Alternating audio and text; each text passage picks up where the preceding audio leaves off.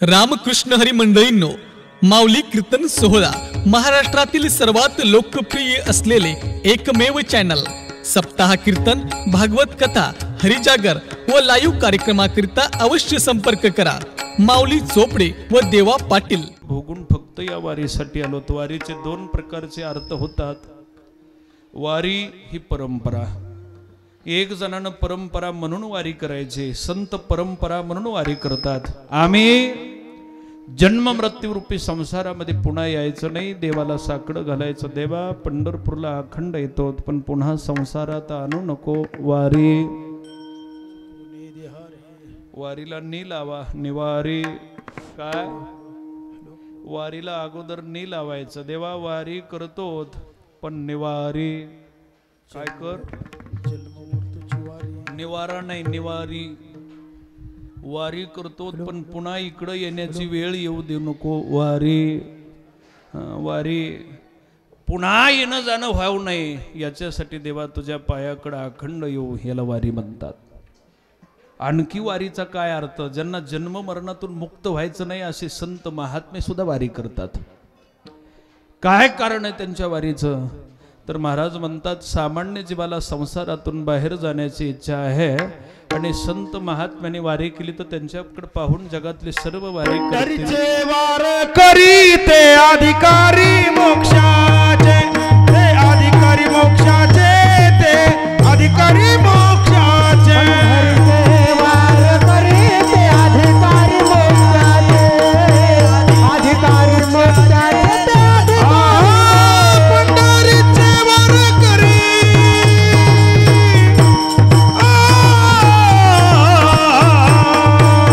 पंढरीचे वार करी अधिकारी मोक्षाचे,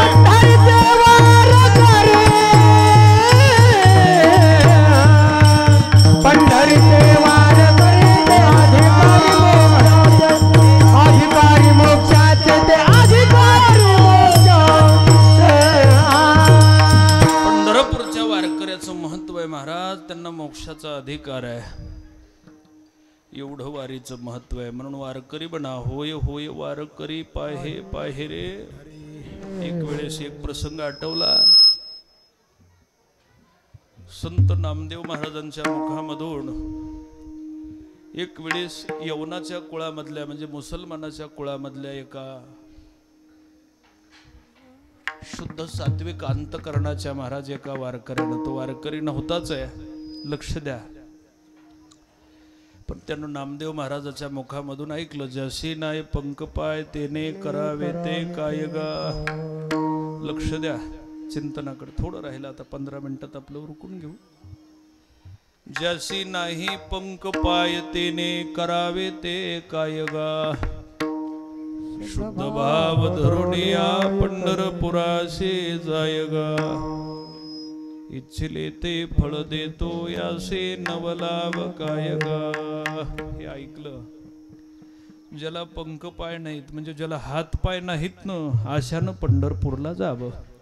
पंख पाय नाहीत त्यानं जावं, याचा अर्थ याने असा काढला, मला काहीतरी उपदेश केलाय। आणि त्या मुसलमानाचा महाराज साधक कुर्मदास त्याचं नाव, काय नाव? लक्ष देऊन ऐका, पैठण गाव त्याचं। कोणतं गाव? आता पैठणहून पंढरपूर कुठून? जवळपास 250-300 किलोमीटरचं अंतर आहे। किती? मला वाटतं 265 का काहीतरी लिहिलेलं आहे, लक्ष द्या।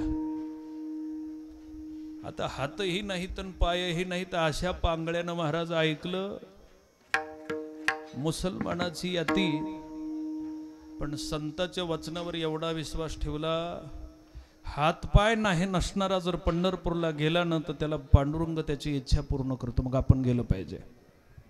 लक्ष द्या। आणि निघालो महाराज तिथून। आता हातही नाहीत आणि पायही नाहीत म्हणल्यावर कसं निघलं असेल? लोटांगण घेत घेत जिकडं शरीर पडल तिकडं पडायचं शरीरानं। असं चलत चलत 210 किलोमीटरचा प्रवास केला महाराज। किती किलोमीटरचा? लक्ष देऊन ऐका, हात नाही तर पाय नाही, 210 किलोमीटरचा प्रवास केला. 210 किलोमीटरचा प्रवास होत असताना अंगावर कातडं राहिलं नाही, मांस उघडं पडलं. काही ठिकाणी हाडापर्यंत शरीराची चरबी गेली महाराज, मांस निघून गेलं, रक्त वाहत आहे, जिथं पडल तिथं रक्त खाली जमिनीला साचत होतं. अशा अवस्थेमध्ये 210 किलोमीटरचा प्रवास केला, विचार केला नाही शरीराचा. आणि 210 किलोमीटरचा प्रवास केल्यानंतर पंढरपूरच्या अलीकडे 31-35 किलोमीटरच्या अंतरावर 40 किलोमीटर असं लवळ नावाचं गाव आहे. तुम्ही कधी गेला असलात तर कुरुडवाडीच्या अगदी 4 किलोमीटर पुढे. त्या लवळ नावाच्या गावाच्या पुढं माथ्यावर महाराज भयंकर दाट झाडी होती. त्या दाट झाडीमध्ये हे पांगळं त्या झाडात अडकून बसलं महाराज. आता काही त्या झाडातून निघता येत नाही. आषाढी वारी जवळ आली होती, पंढरपूरला वारकरी चालले होते. रात्रीच्या 9 वाजल्या होत्या. आषामध्ये जुने वारकरी कमी संख्या होती, पंढरपूरला वारकरी कमी जात होते. 2च वारकरी गळ्यामध्ये विना. आणि ज्या परिसरात हे महाराज पांगळं अडकलं होतं त्याला भूताचा माळ म्हणत होते. म्हणून ते दोघं वारकरी अगदी घाबरलेले होते. त्या अगोदरच ती एकमेकाला म्हणत होते, बाबा फार कठीण झालं. गेल्या वेळेस वारीला आलेली माणसं म्हणत होते, इथं भूत दिसतंय, आवाज येतोय, इथं काहीतरी भानगड आहे, असलं जर आपल्याला झालं तर आपला जीव जाईल. त्या भूताच्या माळावर फार घाबरत होते. हळूहळू चालायला लागले. वारकऱ्याचं भजन ऐकलं महाराज. आणि भीतीच्या पोटीनं भजन फार जोरात होतं महाराज. कशाच्या पोटानं? भूक लागली तर एवढं होत नाही, पण भीती वाटायल्यावर जास्त मोठ्यानं महाराज विठ्ठल विठ्ठल म्हणायला लागले. आणि तेवढ्यामध्ये या पांगळ्या वारकऱ्यानं आवाज ऐकला आणि आवाज ऐकून हाक दिली, ए वारकऱ्यांनो. याला वाटलं आपल्याला तर जाणं शक्य नाही, फक्त यांच्याबरोबर आपला मी इथपर्यंत आलो याचा निरोप पोहोच केला पाहिजे. वारकऱ्यांना हाक मारले. घाबरून गेले दोघंजण. आव फेव म्हणू नको म्हणले, भूत असल. पुन्हा हाक मारली. वारकरी तसेच चलतायत, पण रडत रडत हाक मारली. दुसरा वारकरी म्हणतो, कोणीतरी वारकरी दिसतोय रा. जवळ गेलं तर बघितलं पांगळं आहे, शरीर सगळं रक्तानं माखलेलं आहे. विचारलं कोण आहेस तो? मुसलमान आहे मी, कुर्मदास नाव आहे माझं. अरे कुठं चालला तो? शरीर एवढं रक्त बंबाळ झालंय, कुठपर्यंत चालला? त्यानं सांगितलं, नामदेव महाराजाच्या कीर्तनात आंधळ्या पांगळ्याला पाय देतो असं ऐकलंय मी. कोण? आंधळ्या पांगळ्याचा एक विठोबा दाता, प्रसवला विश्व तोचे, सर्व होय जाणता, घडीमोडी हेळा मात्रे, पाप पुण्य संचिता, भव दुःख कोण वारे, तुझ वाचून चिंता. म्हणून चाललोय पंढरपूरला. त्या दुसऱ्या वारकऱ्यांनी सांगितलं, वेळ लागलं का काय? अरे असली परिस्थिती असताना तू घराच्या बाहेर निघायला पाहिजेस का? हात नाहीत, पाय नाहीत, असं कसं काय जाणार? त्यानं सांगितलं, मला जाण्याची इच्छा नाही हो, आता मी जाऊ शकत नाही, पण मला पांडुरंगाचं दर्शन घेण्याची इच्छा आहे. कसं काय दर्शन घेणार? दर्शन मी तर काही घेऊ शकत नाही, पण तुम्ही एक काम करा, ज्या वेळेस बारीला लागून पांडुरंगाचं तुम्ही दर्शन घेताल ना, त्यावेळेस तुमचं दर्शन घेत असताना माझ्या नावचं एक घ्या,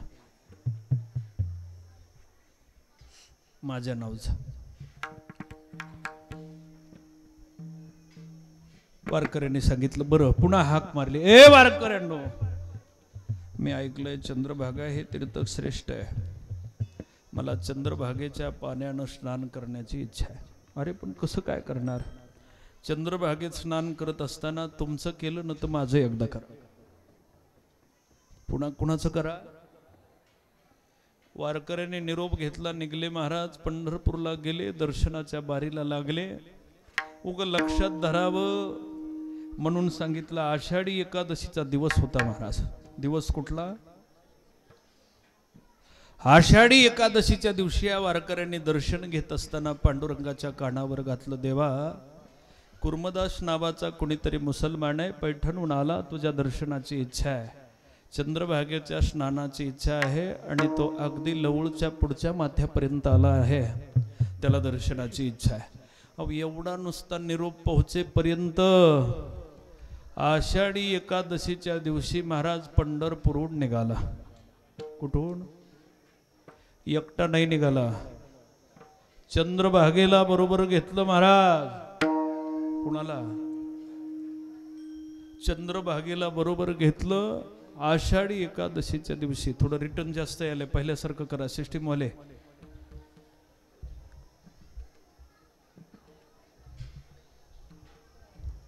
हॅलो. चंद्रभागेला बरोबर घेतलं आणि तो कुर्मदास नावाचा मुसलमान ज्या आळ्यामध्ये पडलेला होता महाराज, देव आला. सोबत सावता महाराज आहेत, ज्ञानोबा आहेत, नामदेव महाराज आहेत, मुक्ताबाई सोबत आहेत, बरेच संत आहेत, चांगा वटेश्वर आहेत. सगळ्या संतांना घेतलं. कुर्मदासाच्या डोक्यावर हात फिरवला. कुर्मदासा डोळे सुद्धा उघडत नाहीत, एवढी परिस्थिती बिकट झाली महाराज. मांडीवर घेतलं. कुर्मदासा मी विठ्ठल आलोय. डोळे उघडले, मुसलमानानं रडायला चालू केलं. देवा, यवनाच्या कुळातला मी, पण साधी अपेक्षा केली तर माझ्यापर्यंत आला असतो. एकटा नाही आलो, चंद्रभागा आणली. म्हणून आजची सुद्धा परंपरा आहे. आषाढी एकादशीच्या दिवशी भर दुष्काळामध्ये महाराज लवळच्या त्या कुर्मदास महाराजांच्या ठिकाणी पाणी येतं महाराज. त्या विहिरीला तुम्ही कधी आषाढी एकादशीला जर बघितलं ना, जे कुर्मदासाच्या पाठीमागं जो कुंड आहे मोठा, त्याला भरपूर चंद्रभागेचं पाणी येतं. जे चंद्रभागेचं पाणी ना, ते कुंड भरत येतो. आजपर्यंत ही परंपरा चालू आहे. मला सांगायचंय, जो मुसलमानाच्या कुळामधल्या पांगळ्या वारकऱ्यासाठी पंढरपूर सोडून येत असेल, असा देव जगामध्ये दुसरा कोणी श्रेष्ठ नाही. आणि एवढ्या मोठ्या देवाची आमची परंपरा, याचा आम्हाला अभिमान आहे. म्हणून आम्ही दुसरं काही करीत नाहीत. अनेकन करी तीर्थ, अनेकन करी व्रत. दुसऱ्या तीर्थाला जात नाहीत महाराज, पंढरपूरलाच जातो. कारण पंढरपूर सोडता जगामध्ये दुसरं तीर्थ मोठं नाही. म्हणजे तीर्थाला जात नाहीत, पण व्रत कोणतं करता? अभंगाचं दुसरं चरण वर